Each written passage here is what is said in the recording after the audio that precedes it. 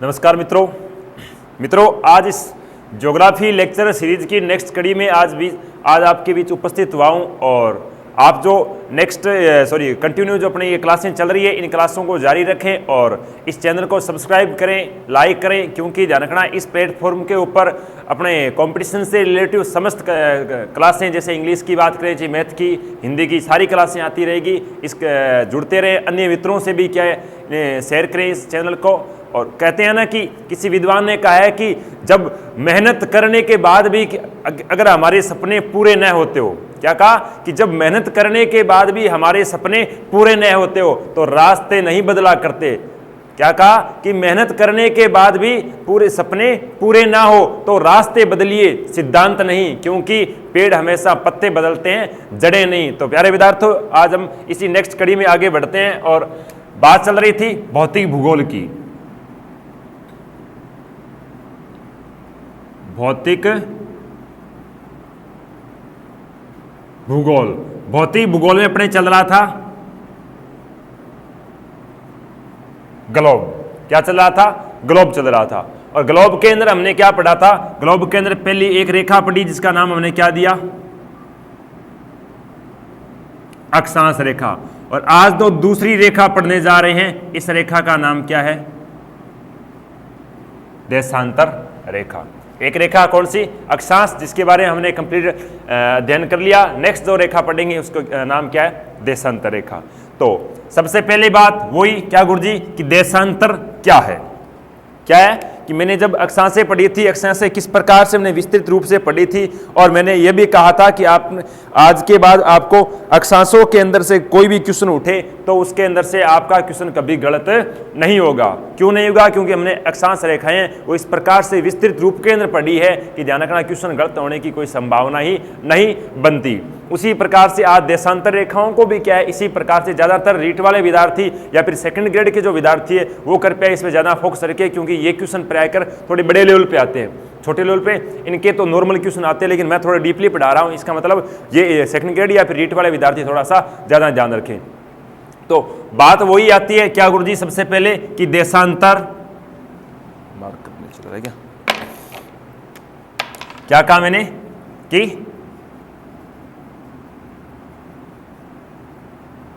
देशांतर रेखा क्या है?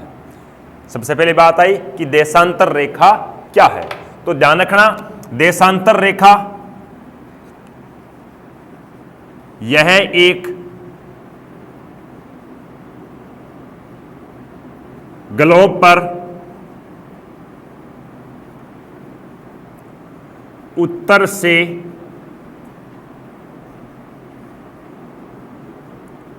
दक्षिण की ओर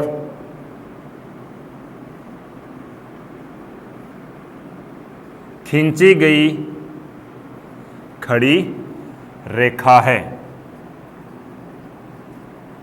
देशांतर रेखा क्या है? तो ध्यान रखना, ये एक ग्लोब पर खींची गई गुरुजी क्या एक खड़ी रेखा है। इस रेखा का खींचने का उद्देश्य क्या था? ध्यान रखना कि निर्धारित करने का उद्देश्य क्या था। अक्षांश रेखा का आपने देखा था उद्देश्य क्या था कि अलग अलग स्थानों की क्या स्थिति का निर्धारण करना, प्लस उसके बावजूद क्या बातें रही कि सूर्य के तापमान के आधार पर या फिर सूर्य की किरणों के आधार पर पृथ्वी पर किसका निर्धारण करना, जलवायु का निर्धारण करना। ये क्या था? अक्षांश रेखाओं को खींचने का उद्देश्य था। लेकिन बात आती है कि देशांतर रेखाओं को खींचने का क्या उद्देश्य था। तो ध्यान रखना, देशांतर रेखा खींची गई थी कि दो से अधिक, दो या दो से अधिक देशों के मध्य, सॉरी थोड़ा सा मिसप्रिंट हो गया, क्या कि उद्देश्य था पृथ्वी पर, किसके ऊपर? पृथ्वी पर समय एवं किसकी तिथियों का निर्धारण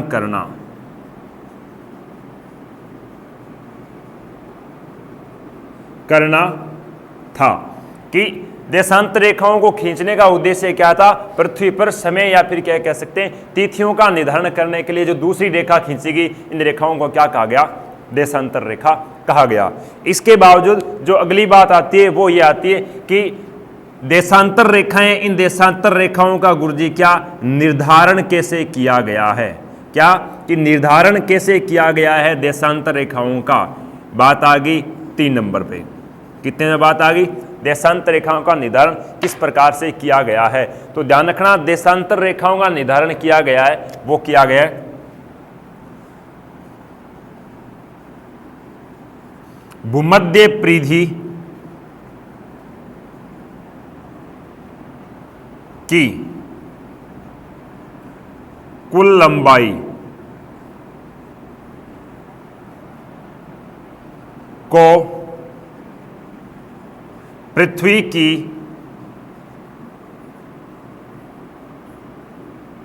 घूर्णन गति से विभाजित कर के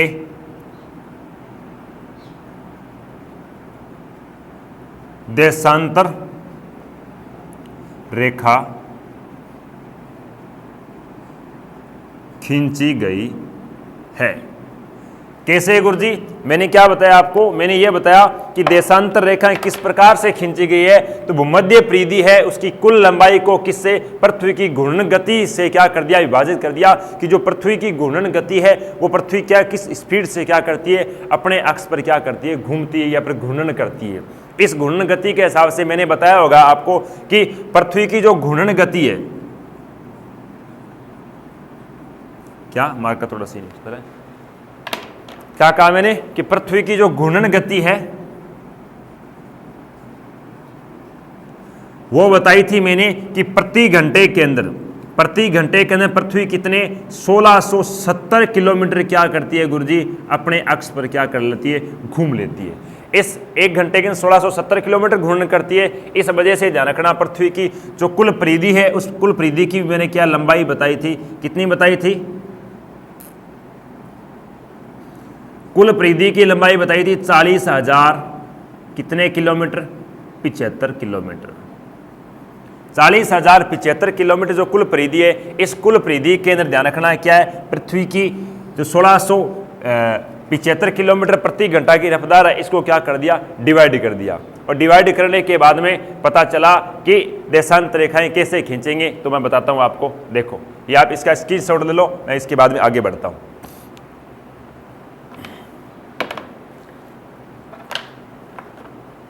देखो बात आ गई 3।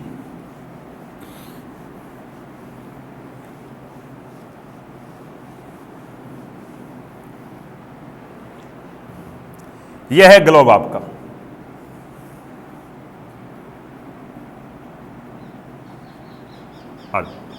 इस ग्लोब की जो ये परिधि बताई थी मैंने, ये वाली भूमध्य रेखा वाली, इस परिधि की लंबाई कितनी बताई? इस परिधि की लंबाई बताई 40,000 कितने किलोमीटर? 75 किलोमीटर। इस परिधि की लंबाई कितने? 40,075 किलोमीटर। अब देखो पृथ्वी की जो घूर्णन गति है प्रति सेकंड बात करें, ध्यान रखना कितनी है? 0.46 किमी। पृथ्वी की पर सेकंड की जो स्पीड है वो तो कितनी है? 0.46 किलोमीटर। लेकिन 1 घंटे में पृथ्वी घुमाई अपने एक्स पर घूर्णन करती है, वो कितना करती है? 40,000 कितने किलोमीटर? सॉरी 1600 कितने किलोमीटर? 70 किलोमीटर।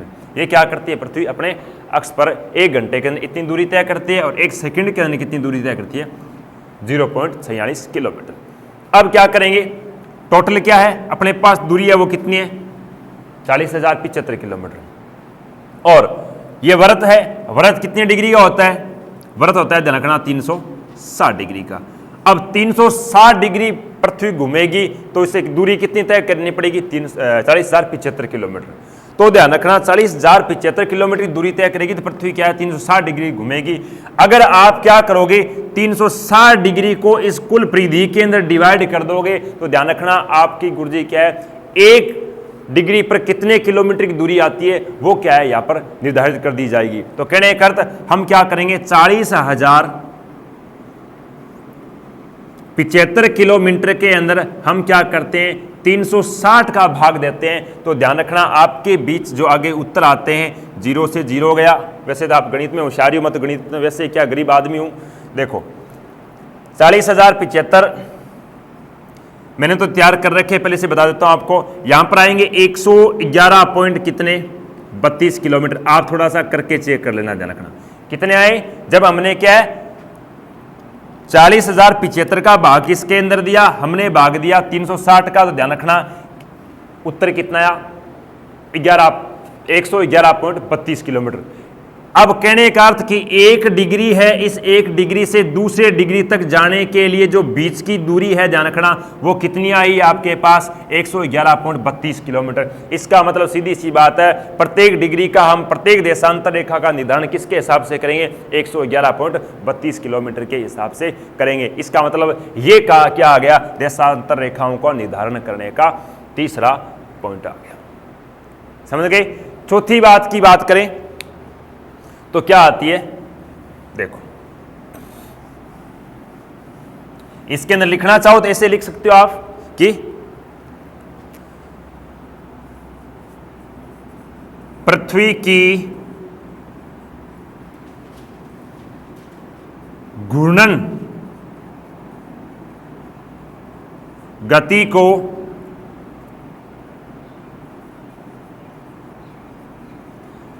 भूमध्य परिधि,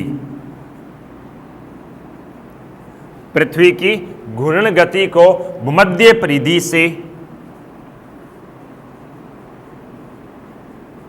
विभाजित करने पर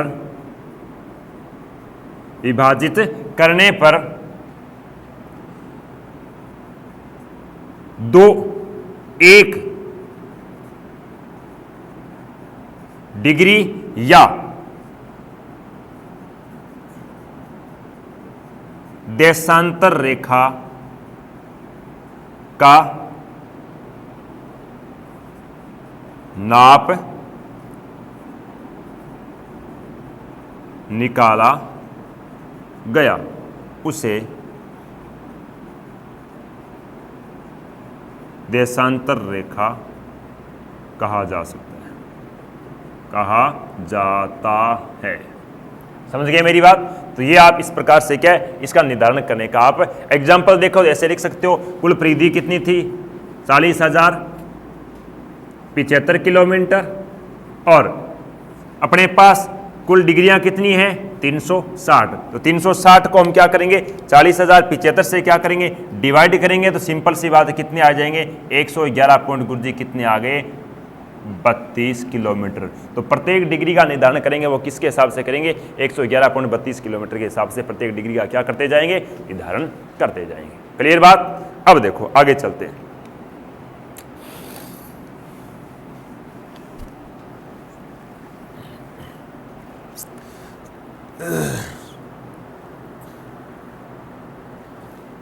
नेक्स्ट देखो इसके बाद में आगे की जो बात आती है 4 नंबर पे वो है देशांतर रेखाओं की क्या गुरुजी देशांतर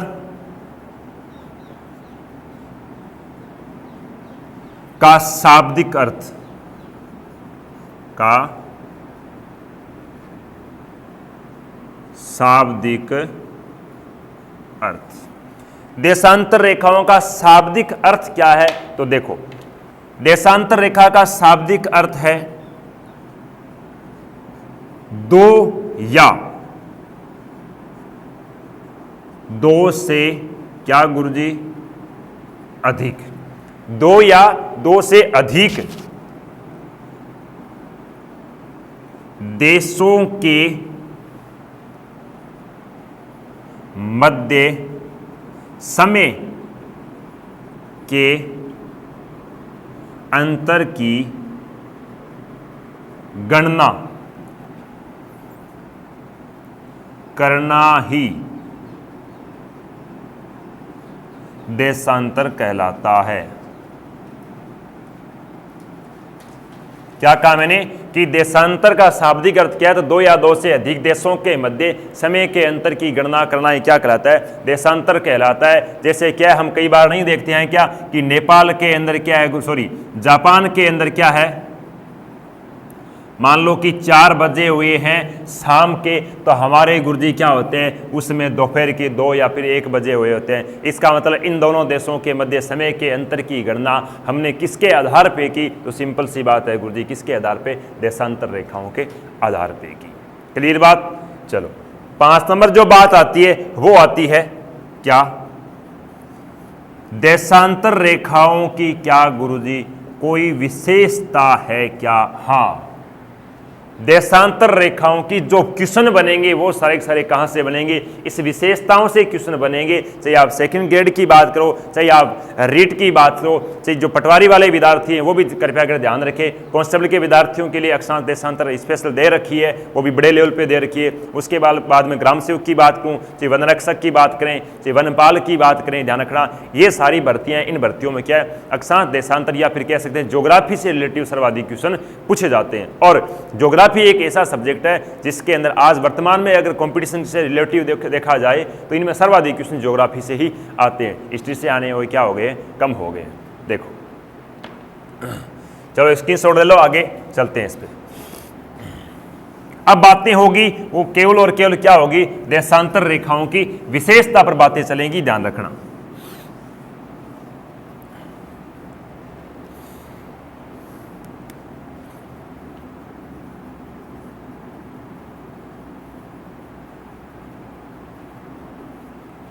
थोड़ी सी विशेषता से पहले बताता हूं कि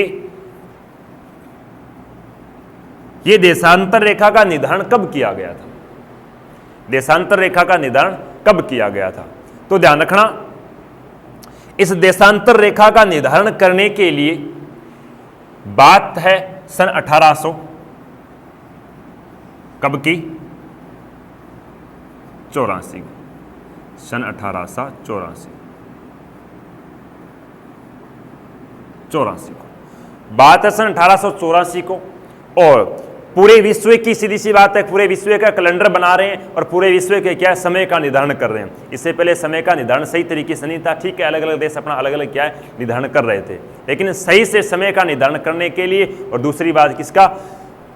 कैलेंडर का, तिथियों का निर्धारण करने के लिए, तारीखों का निर्धारण करने के लिए, ध्यान रखना बात है सन 1884 की। इस दिन अमेरिका, देश कौन सा है? अमेरिका। अमेरिका की राजधानी कौन सी है?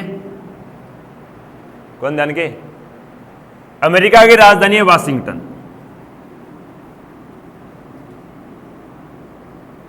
वाशिंगटन के अंदर क्या रखा गया? एक सम्मेलन रखा गया। क्या रखा गया? सम्मेलन रखा गया। इस सम्मेलन के अंदर कहते हैं कि विश्व के गुरुजी कितने? बाकी सारे देश आए थे, मात्र और मात्र कितने? 16 देश क्या इस सम्मेलन के अंदर शामिल नहीं हुए थे। उन्होंने कहा कि आपके द्वारा, क्योंकि देखो सारे लोग कभी राजी नहीं होते हैं। अपने एक मारवाड़ी में कहा होता है कि मैं बरसे सारा लोग राजी को है, तो के पूरे देश को समझौता है, सॉरी पूरे पृथ्वी का समझौता है, इसमें सारे देश शामिल कभी भी नहीं होंगे। तो पूरे पृथ्वी के, पूरे विश्व का समझौता करने के लिए, पूरे विश्व के अंदर कैलेंडर और घड़ी का निर्धारण करने के लिए सारे देश एक मंच पर इकट्ठे हुए। और मंच कहां पर बनाया गया? अमेरिका की राजधानी कौन सी? वाशिंगटन, वहां पर बनाया गया। लेकिन इसके अंदर कहते हैं कि पूरी पृथ्वी के कितने? 16 देश शामिल नहीं हुए। वो नाराज थे किसी वजह से, या फिर वो कोई अपना अलग कैलेंडर बनाना चाहते थे, इस वजह से वो क्या शामिल नहीं हुए। अब क्या, इस दिन क्या एक निर्णय लिया गया कि हम क्या करेंगे, आज के बाद में पृथ्वी पर एक सभी देशों के अंदर क्या है एक तिथियां होगी, उसी हिसाब से क्या होगी एक घड़ी होगी, ठीक है।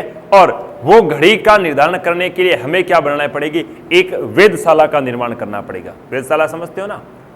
उस प्रकार से वेधशाला का निर्धारण करने के लिए इन्होंने एक केंद्र लिया। क्या लिया? केंद्र।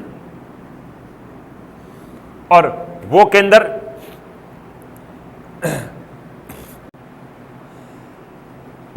निर्धारण करने के लिए कि हम वेधशाला बनाए तो बनाए कहां? तो ध्यान रखना इन्होंने क्या किया, केंद्र निर्धारण करने के लिए एक महाद्वीप चुना, और वो महाद्वीप पृथ्वी का गोलार्ध चुना, वो चुना उत्तरी गोलार्ध। कौन सा गोलार्ध चुना? उत्तरी गोलार्ध। उत्तरी गोलार्ध के अंदर एक महाद्वीप, महाद्वीप का नाम है यूरोप। यूरोप महाद्वीप के अंदर ध्यान रखना एक देश चुना, देश का नाम है इंग्लैंड। और इंग्लैंड देश की जो राजधानी है वो है कौन सी? लंदन। कभी गेड़ा होगा लंदन? जाके आयो मौका मिले तो है। उदयपुर ही कौन गेड़ा? तो जो लंदन को सपना ना देखो, पहले उदयपुर जा गए हो, जयपुर जा गए हो, फिर बाद में भारत का कई जगह बड़ा बड़ा पर्यटक स्थल है, वहां पर जा गया हो, गोवा जा गया हो, उत्तरी भारत के अंदर हिमाचल जाओ, उत्तराखंड जाओ, फिर क्या है जम्मू जाओ, लंदन बाद में जाइयो, नौकरी लाग जाओ, नौकरी उसके बाद में क्या है घूमना है सारी बातें। तो क्या कहा कि राजधानी कौन सी है? लंदन। और लंदन राजधानी की ध्यान रखना क्या है गुरुजी? इस लंदन राजधानी के अंदर ही एक बनाई गई विश्व घड़ी के लिए क्या? वेधशाला। क्या बनाई गई? वेधशाला।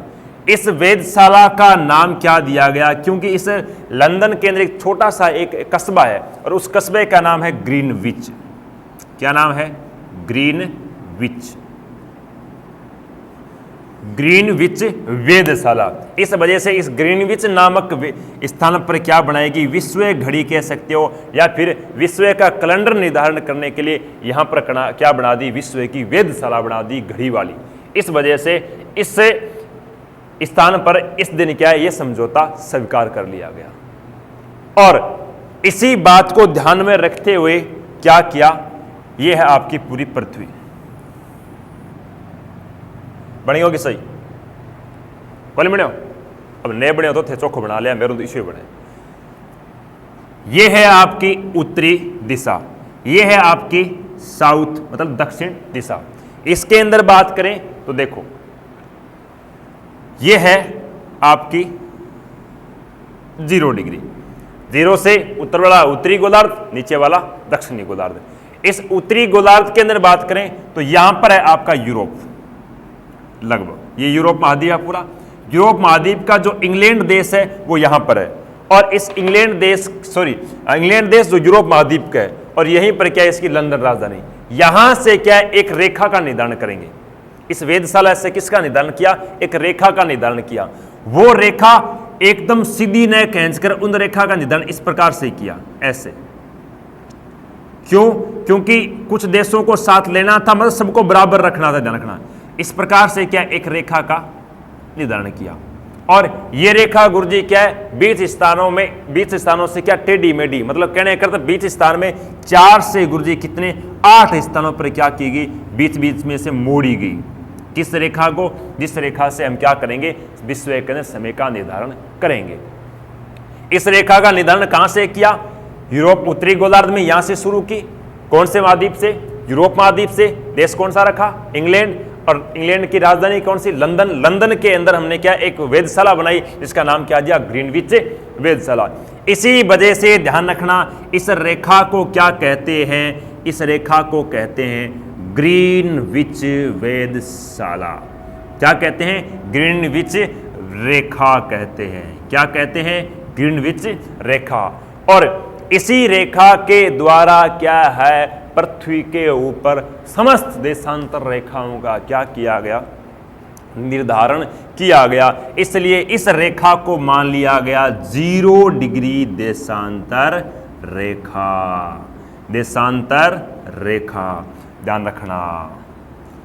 तो 0 डिग्री देशांतर रेखा गुरुजी कहां से गुजरती है? तो आपको वैसे तो ध्यान रखना यह विश्व के 12 देशों से गुजरती है। आपको केवल ध्यान रखना क्या रखना है कि ये कहां से शुरू हुई है? यूरोप महाद्वीप के इंग्लैंड देश के लंदन राजधानी ग्रीनविच नामक स्थान से शुरू होती है, और इसी रेखा से क्या है? विश्व का समय निर्धारण किया गया है। इसलिए ध्यान रखना, ये रेखा एकदम सीधी न होकर 20 स्थानों से क्या मोड़ी गई है। कितने स्थानों से मोड़ी गई है? तो 4 से 8 स्थानों से क्या की गई है? मोड़ी की गई। इस रेखा से ध्यान रखना क्या किया गया, विश्व का समय निर्धारण किया गया, इसलिए इसे क्या कहते हैं, विश्व अंतर्राष्ट्रीय समय रेखा भी कहा जाता है। क्या कहा जाता है, अंतर्राष्ट्रीय समय रेखा भी इसे ही कहते हैं। ग्रीनविच रेखा कह दो, 0 डिग्री देशांतर रेखा कह दो, या फिर क्या गुरुजी अंतर्राष्ट्रीय समय रेखा कह दो। तो गुरुजी अंतर्राष्ट्रीय तिथि रेखा कौन सी है? देखो थोड़ा सा पानी पी लेता हूं, गला सूख गया है।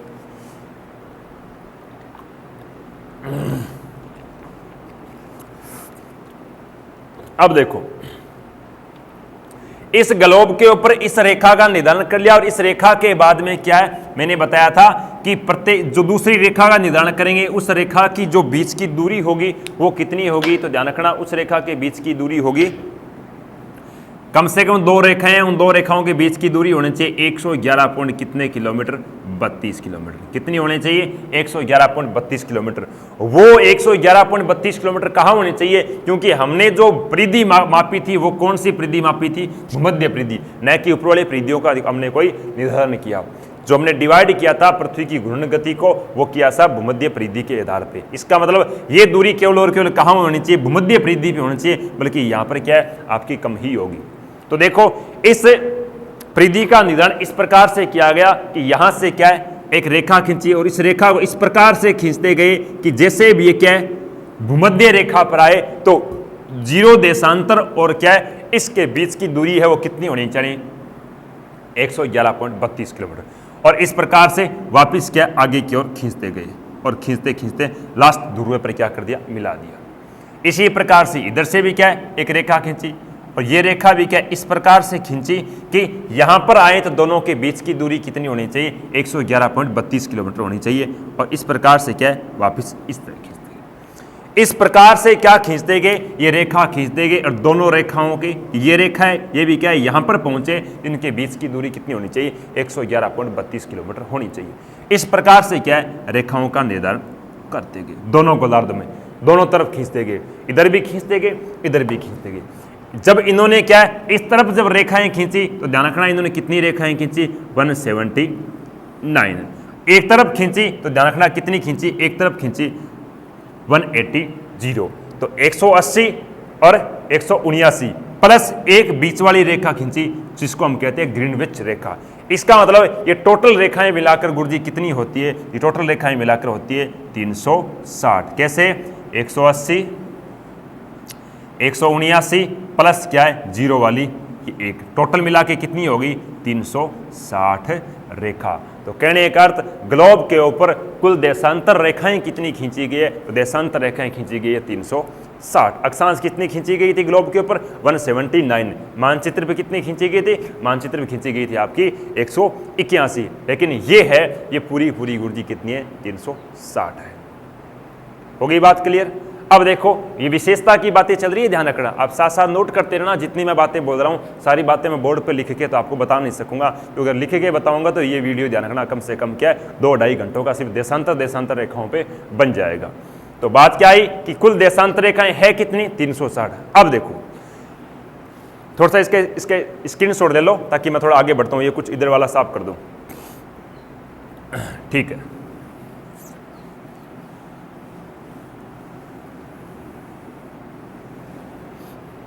बात क्या आई, सबसे पहले 0 डिग्री देशांतर रेखा,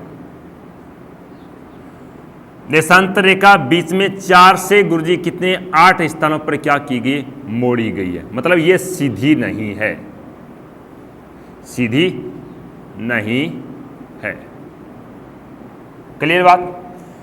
दूसरी बात आती है कि दो देशांतरों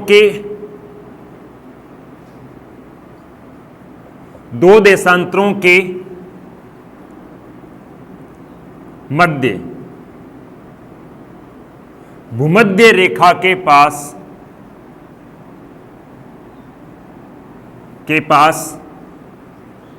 दूरी 111 पॉइंट कितने 32 किलोमीटर है,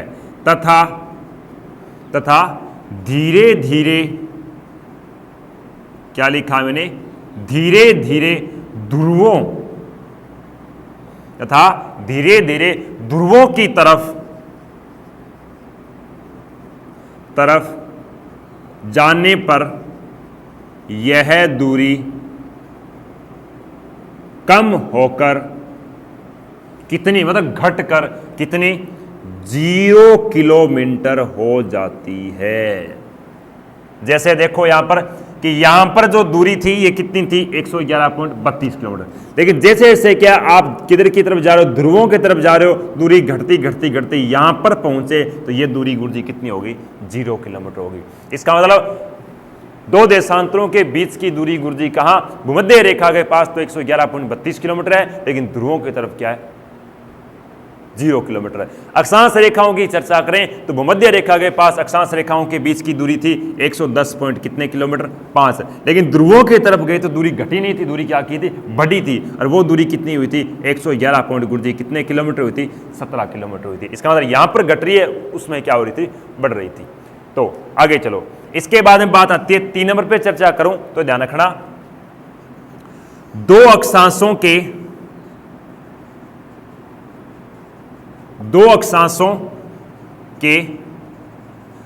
मध्य स्थान को, दो अक्षांशों के मध्य, कहने का दो अक्षांश है, दो अक्षांशों के जो बीच का स्थान है, इस स्थान को हम क्या कहते हैं, अक्षांशों के अंदर दो बीच स्थान था उसको हम क्या कह रहे थे, वहां पर तो कह रहे थे हम कटिबंध या फिर ताप कटिबंध, लेकिन यहां पर दो अक्षांशों के बीच स्थान को क्या कहते हैं, दो अक्षांशों के मध्य स्थान को क्या कहते हैं, गोरे कहा जाता है।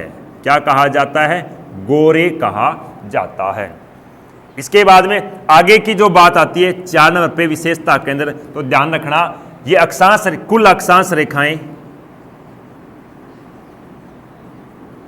कुल अक्षांश रेखा, ग्लोब पर लिखता हूं, सॉरी, ग्लोब पर कुल देशांतर, अपने अक्षांश नहीं, कुल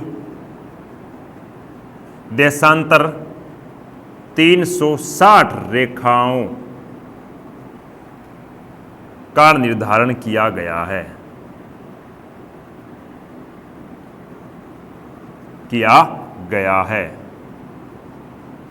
क्लियर बात चलती है 5 नंबर पे, तो 5 नंबर पे बात आती है कि हमने देखा था अक्षांश रेखा के माध्यम से क्या हो रहा था, एक पूर्ण वृत्त का निर्माण हो रहा था, लेकिन ध्यान रखना देशांतर रेखाओं के माध्यम से कभी पूर्ण वृत्त का निर्माण नहीं होता। जैसे मैंने क्या किया, यहां से एक रेखा खींची, इस प्रकार से देखो, ये रेखा क्या है, ऐसे ऐसे ऐसे ऐसे जाती, यहां पर जाके क्या होगी, पूरी होगी। इसका मतलब इस रेखा, एक रेखा के द्वारा कोई पूर्ण वृत्त का निर्माण थोड़े हो रहा है, अगर इस रेखा को मैं दोनों तरफ से मिला दूंगा तब जाकर क्या होगा, पूर्ण वृत्त का निर्माण होगा। अक्षांश रेखा वो पूरी क्या दोनों तरफ से मिल रही थी, इस वजह से क्या हो रहा था, पूर्ण वृत्त का निर्माण हो रहा था। लेकिन अक्षांश रेखाओं के द्वारा ध्यान रखना कभी भी पूर्ण वृत्त का निर्माण नहीं, सॉरी, देशांतर रेखाओं के द्वारा कभी भी पूर्ण वृत्त का निर्माण नहीं होता। तो मैंने क्या कहा कि देशांतर रेखाओं के द्वारा, देशांतर रेखाओं के द्वारा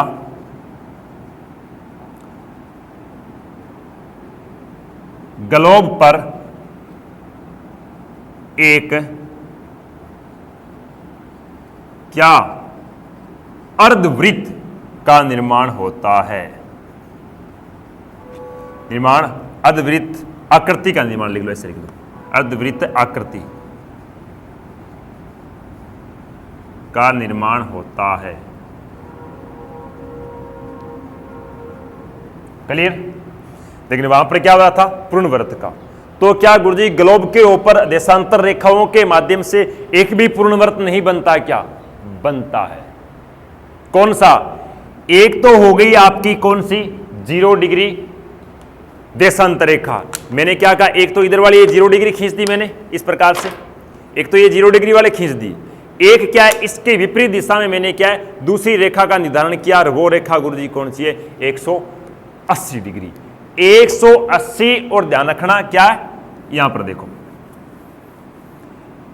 एक तो 0 डिग्री, 0 प्लस 180 डिग्री, दोनों मिलकर ग्लोब के ऊपर ध्यान रखना कौन सी आकृति का निर्माण करते हैं, तो ध्यान रखना ये पूर्ण वृत्त आकृति का क्या करती है, निर्माण करती है।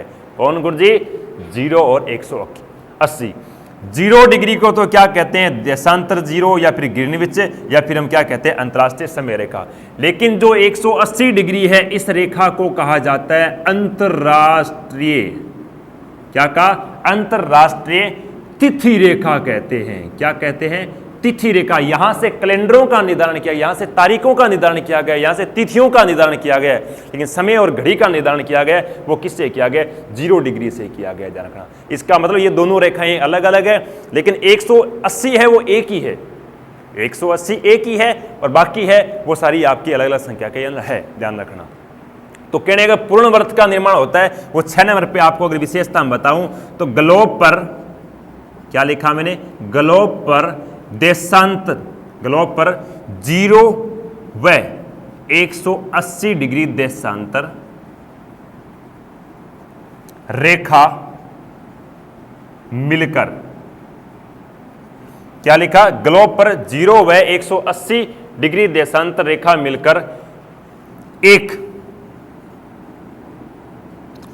पूर्ण वृत्त का निर्माण करती है। क्या करती है, एक पूर्ण वृत्त का निर्माण करती है। लेकिन बात क्या आती है, ये पूर्ण वृत्त है। अब देखो इस पृथ्वी के ऊपर क्या है, इससे इस देशांतर रेखा से इधर वाला इलाका है, मतलब ये पूर्वी इलाका, इसे पूर्वी क्षेत्र कह सकते हो, ईस्ट, ठीक है। इसे क्या कहोगे, वेस्ट। इससे पूर्वी मान लो कि सूर्य क्या है, इधर से चमक रहा है, पूर्व दिशा से, पूर्व दिशा चमक रहा है। अब क्या है, पूर्वी दिशा इस इलाके में क्या है, दिन है, इधर वाले इलाके में सूर्य का प्रकाश नहीं पहुंच रहा है, इसका मतलब क्या रहा, रात है। अब क्या, जैसे ये पृथ्वी चक्कर लगाएगी, ध्यान रखना, तो ये इससे इधर वाला पूरा इलाका दिन के अंदर है, इससे इधर वाला पूरा इलाका किसके ऊपर है, रात के ऊपर है। तो ध्यान रखना, इस पृथ्वी के ऊपर कौन सा व्रत क्या चक्कर काटेगा, तब पूरी पृथ्वी पर क्या दिन रात का परिवर्तन होता है। तो ध्यान रखना, कौन सा 0 और 180 वाला देशांतर है, ये पूर्ण व्रत है, क्या पृथ्वी पर दिन और रात का क्या करता है, परिवर्तन करता है। ये क्वेश्चन ध्यान रखना बहुत ज्यादा इंपॉर्टेंट है, और आने वाले कॉम्पिटिशन होकर जैसे ही क्या कॉम्पिटिशन का स्तर बढ़ता गया तो 100% ऐसा क्वेश्चन डीपली पूछा जाएगा इन छोटे एग्जामों के अंदर भी। तो कहने का अर्थ मैंने क्या बताया, ग्लोब पर 0 व 180 देशांतर रेखा मिलकर एक पूर्ण वृत्त का क्या करती है, निर्माण करती है, जो ग्लोब पर क्या, दिन व रात का परिवर्तन करता है, जिसे, अब देखो इस व्रत का नाम क्या है, जिसे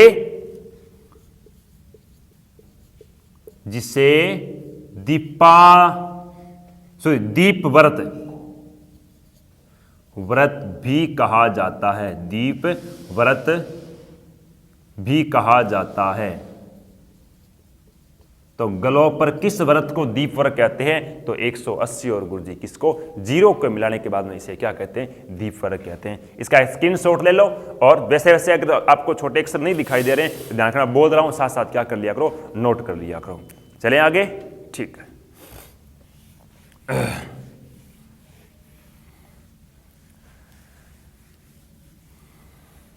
अब देखो बात क्या चल रही थी कि विशेषताओं की, तो विशेषता में हमने क्या कर लिया, 6 विशेषताएं पढ़ दी। अगली नेक्स्ट विशेषता पे हम चर्चा करते हैं। तो देखो बात आती है क्या गुरुजी, 7 नंबर पे, कि हमने पता किया कि देशांतर रेखाएं कितनी है, देशांतर रेखा निर्धारण किस प्रकार से किया, इनके बीच स्थान को क्या कहते हैं, या फिर कह सकते हैं 2 देशांतरों के मध्य स्थान को, मध्य स्थान की जो स्थान है उसका नाम क्या, प्लस उनके मध्य स्थानों की दूरी कितनी है। तो ध्यान रखना, 2 देशांतरों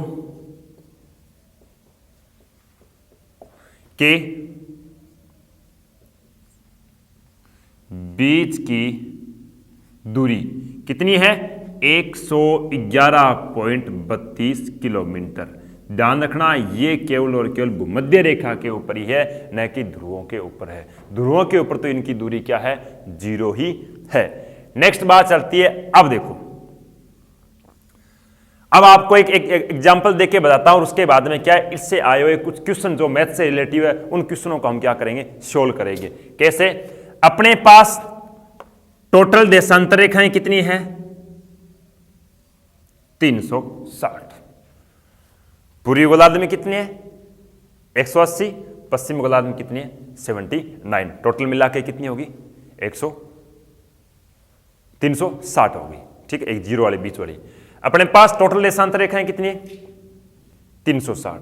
अब देखो एक दिन में घंटे कितने होते हैं 24। कितने घंटे होते हैं 24 घंटे होते हैं, ध्यान रखना।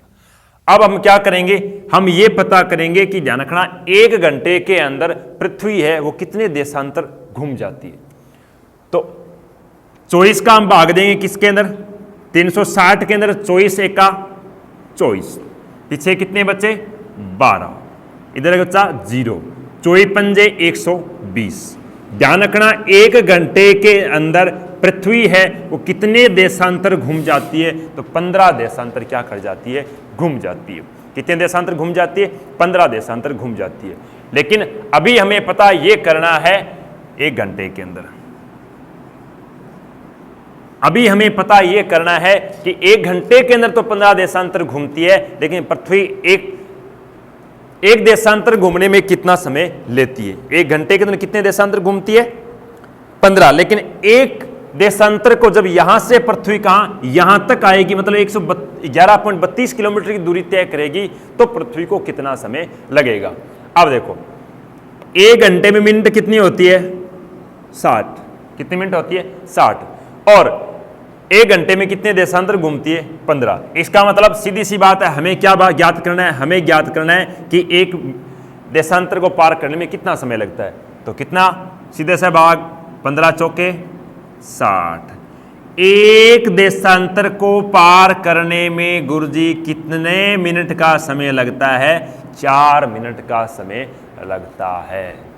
कैसे, यहां से सीधा इसका फॉर्मूला निकाल सकते हो। जैसे अपने पास कितने देशांतर है 360, एक देशांतर को पार करने में कितना समय लग रहा है 4 मिनट का। इसका मतलब हम पता करेंगे कि पूरे 360 देशांतरों को पार करने में कितना समय लगेगा। तो सिंपल सी बात है, 0 का 0, 6 चौक 24, 4 3 12 और 2 गुरुजी कितने हो गए 14 मिनट, मतलब 1440 मिनट के अंदर पृथ्वी क्या करेगी पूरे 360 देशांतर घूम जाएगी। और इन मिनटों को अगर आप किस में बदलना है घंटों में बदलना है, तो सिंपल सी बात मैथ के अध्यापक ने आपको अच्छी तरीके से बता रखा है कि मिनटों को घंटों में बदलने के लिए किसका भाग देना चाहिए 60 का भाग देना चाहिए। तो अपने पास मिनट कितनी है 1440, 1440 के अंदर किसका भाग देंगे 60 का भाग देंगे। तो 0 से क्या गया 0। टावरोज कोई थोड़ी बहुत गलती हुई है तो मैं गणित को गरीब आदमी हूं बता दो, ठीक है ना। तो कितने हैं 0 से 0 गए 6 दुए 12, बचे कितने 2, उतरा क्या चौका 6 चौक 24। आ गए ना पहले वाली सेम की सेम कहानी कि पूरी पृथ्वी 360 डिग्री जब घूमती है तो कितने मिनट का समय लेती है 1440 मिनट का, और कितने घंटे का समय लेती है 24 घंटे का।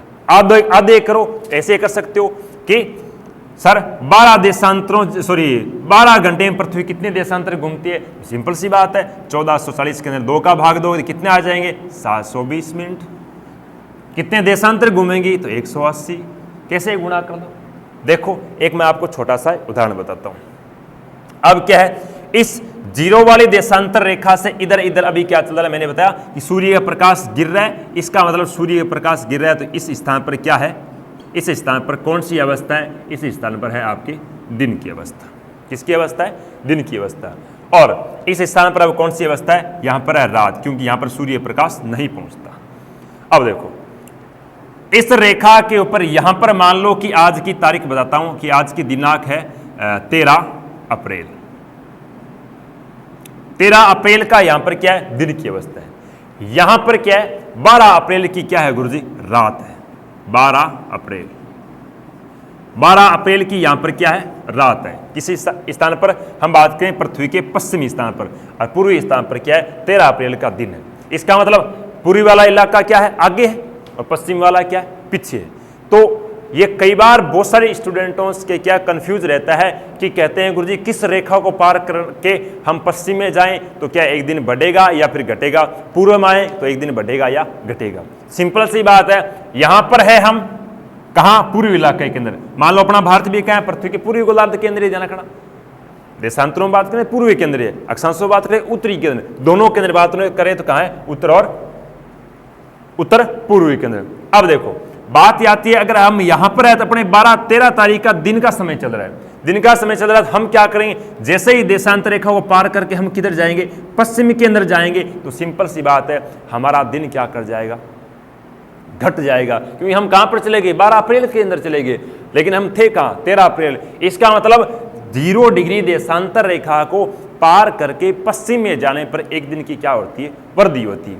लेकिन पुनः हम क्या करते हैं, पश्चिम से इस रेखा को पार करके पूर्व में आते हैं, तो एक दिन की क्या हो जाती है, वृद्धि हो जाती है। क्लियर। और अब क्या है, यहां से मैं एक आपको प्रश्न करके समझाता हूं और उसके बाद मैं आपके लिए 2-3 प्रश्न क्या है छोड़ के जाता हूं, उन प्रश्नों के जवाब मैं आपको कमेंट के माध्यम से पूछूंगा। देखो क्या प्रश्न, ये आप स्क्रीनशॉट ले लो इसका, थोड़ा सा थोड़ी मैं बता देता हूं, पहले लिख भी लेना आप। क्या 8 नंबर पे लिखो, पृथ्वी 1 घंटे में, पृथ्वी 1 घंटे में 15 डिग्री देशांतर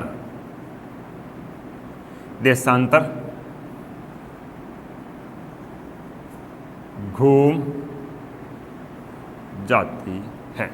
क्लियर। दूसरी बात की बात करें, इसी के अंदर पृथ्वी एक देशांतर, या लिख सकते हो 111.32 किलोमीटर, इसको डीपली जाएंगे ध्यान रखना, वो सेकंडों मिनटों की सारी बातें निकल जाएंगी। पृथ्वी एक देशांतर मतलब 132 किलोमीटर की दूरी तय करने में कितना 4 मिनट का समय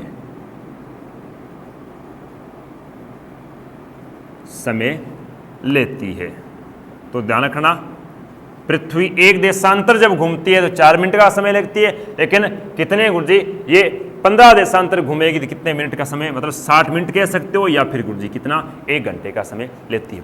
इन दोनों के आधार पर ध्यान रखना, क्या करूंगा मैं आपके सामने एक प्रश्न लिखूंगा, उस क्वेश्चन को समझाऊंगा, उसके बाद में 2 क्वेश्चन आपके लिए छोड़ के जाऊंगा, उन क्वेश्चनों के जवाब क्या दोगे, खुद आप दोगे। देखो इस चित्र को यही रहने दो, इस चित्र के माध्यम से आपको समझाने की कोशिश करूंगा। क्या लिखा मैंने, एक प्रश्न लिखा है कि किसी 60 डिग्री, छोटा प्रश्न लिखता हूं आपके लिए, 60 डिग्री पूर्वी देशांतर, 60 डिग्री पूर्वी देशांतर पर स्थित कोई देश, मान लो अपना साढ़े 82 पे, लेकिन थोड़ा बता दूं, एग्जाम्पल दे रहा हूं, कोई देश भारत मान लो, जिसका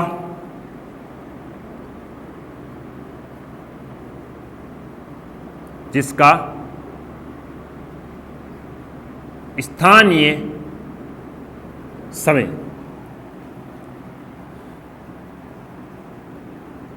सुबह के 4 बजे है। प्रश्न क्या लिखा मैंने कि 60 डिग्री पूर्व देशांतर पर स्थित कोई देश, मान लो भारत, जिसका स्थानीय समय की सुबह के कितने बजे, 4 बजे, तथा सुबह के 4 बजे है, तथा 10 डिग्री पूर्वी देशांतर, तथा 10 डिग्री पूर्वी देशांतर पर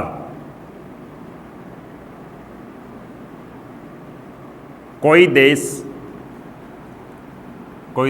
10 डिग्री पूर्वी देशांतर पर देश का नाम लिख देते हैं। मान लो नाम लिख दिया मैंने पाकिस्तान, आपको समझाने के लिए ही ठीक है, पाकिस्तान 10 डिग्री पूर्वी देशांतर पर स्थित, गढ़ लिख रहा हूं, स्थित देश पाकिस्तान पाकिस्तान में क्या समय होगा। प्रश्न एग्जाम इजी सा ही है, कोई ज्यादा टफ नहीं है। 10 डिग्री पूर्वी देशांतर पर स्थित कोई देश भारत जिसका स्थानीय समय सुबह के कितने बजे, 4 बजे, तथा 10 डिग्री पूर्वी देशांतर पर स्थित देश पाकिस्तान में क्या समय होगा। सिंपल सी बात है। एक बात कान खोल के सुन लो, नोट कर लेना कि अगर मैं आपसे क्या पूछ रहा हूं, मैं अगर 0 डिग्री से मैं किधर की बातें पूछ रहा हूं, मैं पूर्व की तरफ की बातें, मान लो यहां से डिग्री पहले मैंने क्या 60 की बजाय 10 दे दी यहां पर, उसके बाद में आगे के लिए मैं कौन सी पूछ रहा हूं, 30, 40, 50, 60 की पूछ रहा हूं, तो आपको उसके अंदर समय क्या करना है, जोड़ना है। क्या करना है, प्लस करना है। अगर मैं आपसे समय पूछूं किधर से, पहले जैसे मैंने क्या दे रखा है, 60 दे रखा है, और उसके बाद में मैंने समय क्या दे रखा है, सॉरी डिग्री दे रखी है, 10 दे रखी है। इसका मतलब अगर आप पूर्व से पश्चिम की तरफ अगर आपको डिग्रियों के अंदर समय की गणना करनी हो तो ध्यान रखना आपको समय के अंदर क्या करना है, घटाव करना है, घटाना है, न कि जोड़ना है। ये बात नोट करना और इस प्रश्न के अंदर इस बात को अच्छी तरीके से समझना। क्या, सबसे पहले हम ये पता करते हैं कि पहला समय, पहला स्थान कौन सा है, स्थान है भारत। भारत कितने डिग्री पर है, भारत है 60 डिग्री पर। कितने डिग्री पर है, 60 डिग्री पर। दूसरा देश कौन सा है, यह फर्स्ट हो गया आपका। दूसरा देश कौन सा है, दूसरा देश है पाकिस्तान। कौन सा देश है, पाकिस्तान। पाकिस्तान कितने डिग्री पर है भाई, पाकिस्तान है 10 डिग्री पर। कितने डिग्री पर है, 10 डिग्री पर। अब देखो, सबसे पहले यह पता करो कि दोनों देशों के मध्य कितने डिग्री का अंतर है, तो 60 में से 10 गए गुरुजी, कितने डिग्री का अंतर है, 50 डिग्री का। कितने डिग्री का अंतर है, 50 डिग्री का। 1 डिग्री को पार करने में सूर्य का प्रकाश कितने समय लेता है, तो ध्यान रखना 1 डिग्री को पार करने में सूर्य का प्रकाश 4 मिनट का समय लेता है। ये बातें मैं आपको पीछे बता चुका हूं अच्छी तरीके से। 1 डिग्री को पार करने में सूर्य का प्रकाश कितने मिनट का समय लेता है, 4 मिनट का। अपने पास टोटल कितने देशांतर है, 50 देशांतर है। तो सिंपल सी बात है, 50 इंटू कितने, 4। 50 इंटू कितने, 4। तो गुरुजी 0 का 0, 5 कितने हो गए, 20। आपके पास कितनी मिनटें आ गई, कितनी मिनटें आ गई, 200 मिनटें आ गई। और मिनटों को अगर घंटों में बदलना हो तो किसका भाग दो, 60 का। 0 से 0 गए, पीछे कितने बच्चे, 6, 6 तिये 18, 6 तिये 18, पीछे कितने बच्चे, 2। इसका मतलब 3 घंटे और 20 मिनट का क्या है, अंतर है। क्या गुरुजी उत्तर आ गए, क्या नहीं आए। प्रश्न क्या पूछ रहा है, प्रश्न ये पूछ रहा है हमसे कि 60 डिग्री पूर्व देशांतर पर स्थित कोई देश है जिसका स्थानीय समय सुबह के क्या बजे हुए, 4 बजे हुए, तथा 10 डिग्री पर कोई दूसरा देश जिसका नाम है पाकिस्तान। तो उस देश के अंदर उसी समय क्या समय होगा जब भारत के अंदर है। तो सिंपल सी बात है, हमें समय किधर का पूछ रखा है, हमें समय पूछ रखा है पश्चिम का पूछ रखा है। पश्चिम का पूछ रखा है तो आपको समय जोड़ना नहीं है, समय क्या करना है, घटाना है। समय घटाओगे तो कैसे घटाओगे, 4 के अंदर से आपको कितना घटाना है, 3:20 घटानी है। तो सिंपल से 4 में से कितने गए, 3 गए, पीछे बचा 1। आगे मिनटें हैं, इसका मतलब आप यहां पर क्या लिखोगे, 12 बजकर पाकिस्तान के अंदर मतलब रात के कितने हुए, 12:40 हुए हैं। ध्यान रखना, क्योंकि आपने कितने घटाए, 4 बजे के अंदर से 4 बजे सुबह के थे, 4 बजे से कितने घटाए, 3:20 घटाए। तो सिंपल से 4 में से 3 गए, 1 बच्चा, और 1 में से 20 जाएंगे, इसका मतलब 12:40। ये 12:40 कब के हैं गुरुजी, तो ये रात के, क्योंकि सुबह के, सुबह का पीछे चलोगे तो सुबह 4 के बाद 3 बजेंगे रात के, फिर 2 बजेंगे, फिर 1 बजेंगे, 1 के अंदर से फिर 20 मिनट कम हो गए, इसका मतलब 12 कितनी मिनट होगी, 40 मिनट कम हो गए। समझ आ गया। ये इस 0 डिग्री देशांतर रेखा को आप जीएमटी कह सकते हो। क्या कह सकते हो, जीएमटी, क्योंकि इसे कहते हैं ग्रीनविच मिनी टाइम। समय 2 प्रकार का होता है। समय कितने प्रकार का होता है, समय 2 प्रकार का निर्धारण होता है। एक तो समय है जो ध्यान रखना कौन सा है, स्थानीय समय। कौन सा समय, अलग अलग स्थानों का, ये हो गया स्थानीय समय, ठीक है। एक होता है ध्यान रखना मानक समय। मानक समय, जैसे मैं भारत की बात करूं, भारत का मानक समय कहां से लिया गया? 82.5 डिग्री, ये भारत का मानक समय हो गया। लेकिन स्थानीय समय हो गया अलग अलग स्थानों का, जैसे जयपुर का क्या स्थानीय समय है, दिल्ली का स्थानीय समय क्या है, बीकानेर का क्या है, सूरतगढ़ का क्या है, ये अलग अलग क्या हो गया, लुनगनसर का क्या, ये स्थानीय समय हो गया, ध्यान रखना। ठीक है, समय दो प्रकार के होते हैं। इस भारत के मानक समय को क्या है, हम अलग अलग कहते हैं। हिंदुस्तान का हम क्या कहेंगे? IST, मतलब इंडिया स्टैंडर्ड टाइम, और विश्व का टाइम उसे हम क्या कहते हैं? GMT, मतलब ग्रीनविच मिनी टाइम। ये बात समझ आ गई? तो अब आप क्या है, 2 प्रश्न नोट करो, मैं 2 प्रश्न बोलता हूं, मेरे पास 2 प्रश्न क्या है, दर्ज है, अच्छे प्रश्न है। उन प्रश्नों के जवाब आप क्या है इसके अंदर दोगे। देखो, एक प्रश्न लिखो पहला, ये डिलीट कर देता हूं पहले। एक प्रश्न लिखो आप, प्रश्न क्या लिखो?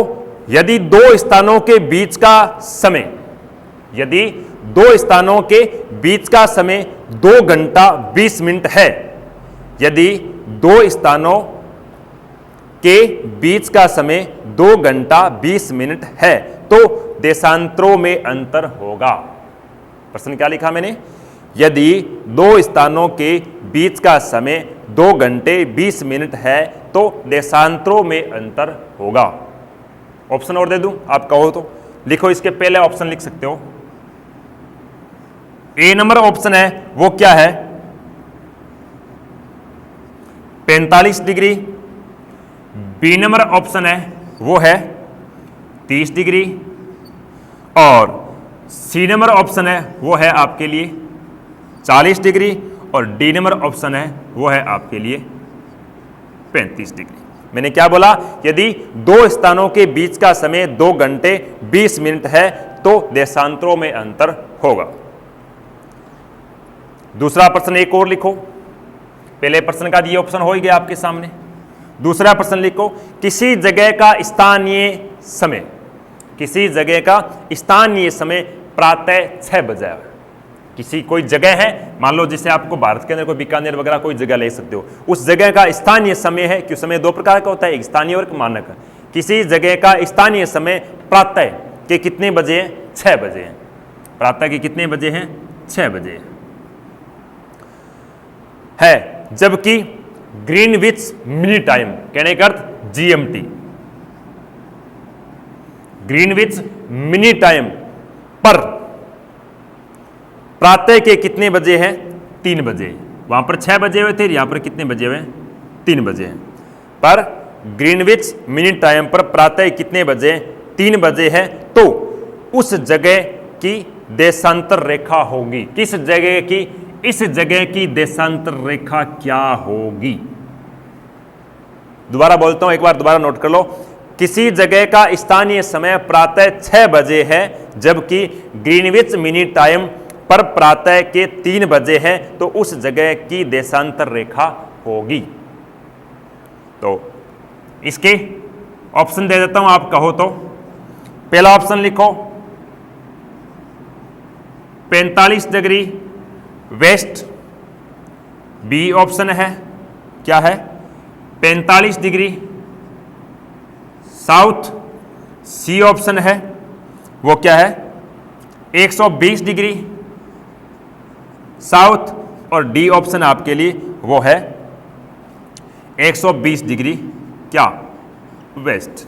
ये ऑप्शन ध्यान रखना, आप नोट रखना, और इनके जवाब आप कमेंट के माध्यम से मुझे बताना। न समझ आए तो मैं कमेंट के लिख देना, सर समझ में नहीं, मैं इसका किसी न किसी अगले क्लास के अंदर इसका रिप्लाई दे दूंगा। धन्यवाद।